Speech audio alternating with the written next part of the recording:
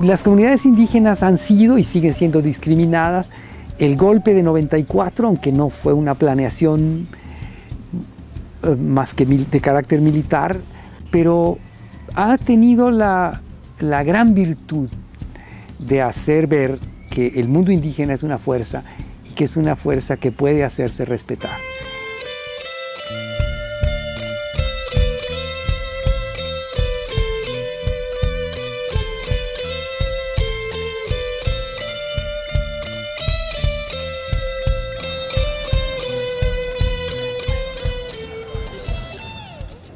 En mi calidad de profesor de la Universidad Autónoma de Chiapas y coordinador local de esta conferencia, doy la bienvenida a estudiantes de las universidades de Manitoba, Saskatchewan, Nuevo México, Universidad del Estado de Arizona, de la Benemérita Universidad Autónoma de Puebla y, por supuesto, de nuestros estudiantes de la Universidad Autónoma de Chiapas.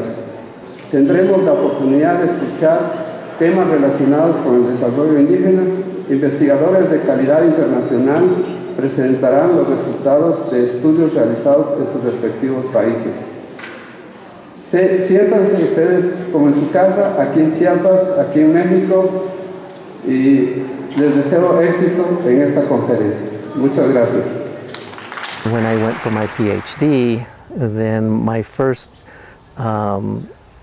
program that I went to was actually economics. I lasted just 3 semesters in that program and found out that the attitude of economists were that they already knew it and that everybody basically had to follow their models, and that in particular communities that they considered to be marginalized on the outside were simply structurally needed to be integrated into what they considered to be the sort of mainstream processes.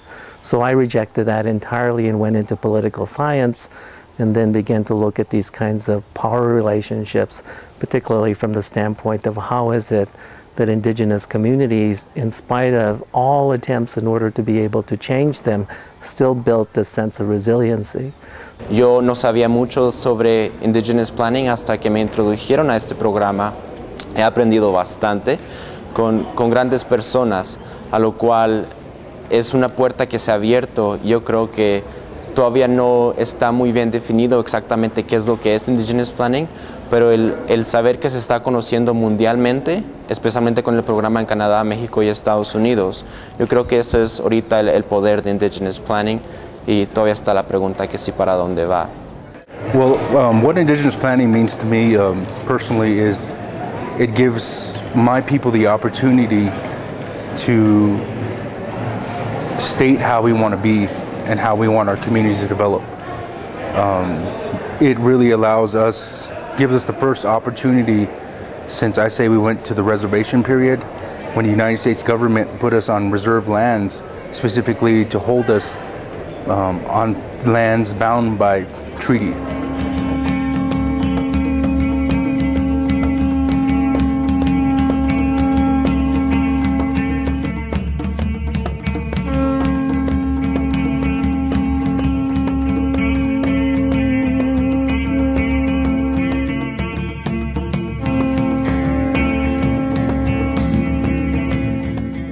In the context of Indigenous communities, we don't know what the best things to do are.